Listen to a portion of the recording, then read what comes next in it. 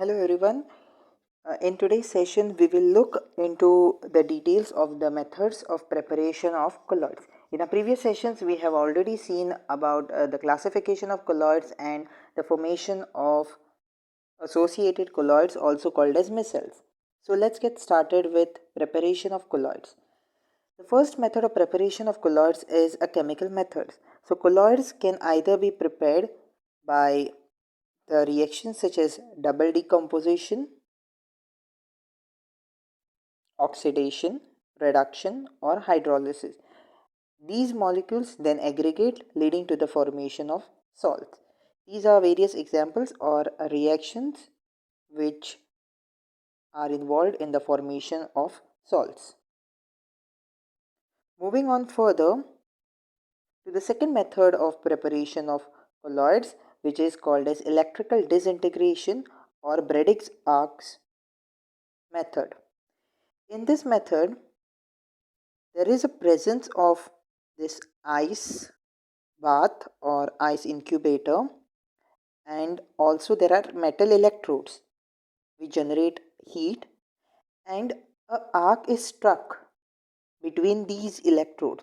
So there is formation of an arc over here between these electrodes as a result of melting of the material due to intense heat which is produced. So the melted component is in the vapor state, and since ice is present over here, it easily gets condensed and it results into formation of certain particles of colloidal size. So there is formation of an arc, and hence it is called as Bredix arc method. Colloidal salts of metals such as gold, silver and platinum can be prepared by this Bredix arc method or electrical disintegration method. The next method of preparation of colloids is peptidation, and it is defined as the process of converting a precipitate into a colloidal sol by shaking it with the dispersion medium in the presence of small amount of electrolyte. So a small amount of electrolyte is added into the dispersion medium and the precipitate is added, and they are shaken together so that we get a colloidal sol. The electrolyte used for this purpose is called as a peptizing agent, and this method is applied generally to convert a freshly prepared precipitate into a colloidal sol. During this method, the precipitate absorbs one of the ions of the electrolyte on its surface.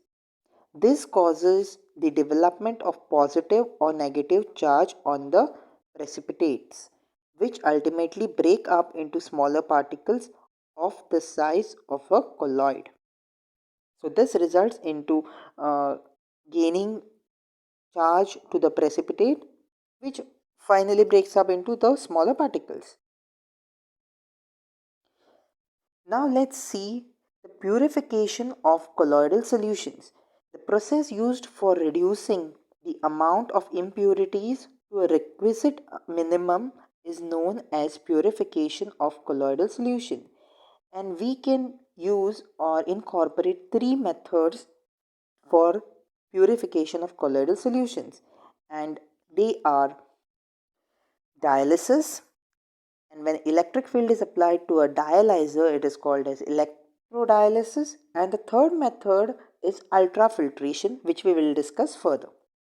Moving on to dialysis. In this process, there is a membrane and there is constant supply of water across this membrane, and this membrane is called as the dialyzing membrane.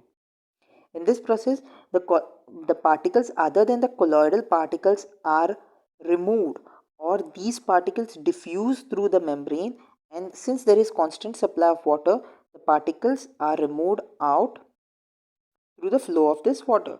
This membrane is only allows the diffusion of particles other than the colloidal particles, and the apparatus used, as we have already mentioned, is a dialyzer, but this method is very slow, but This method has been improvised by applying electric field across this dialyzer.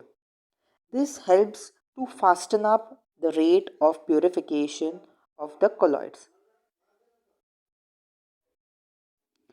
So the particles which are diffused across this membrane, if they are negatively charged, then they will move towards the anode, which is positively charged, and if they are positively charged, then they will move towards the cathode, which is negatively charged.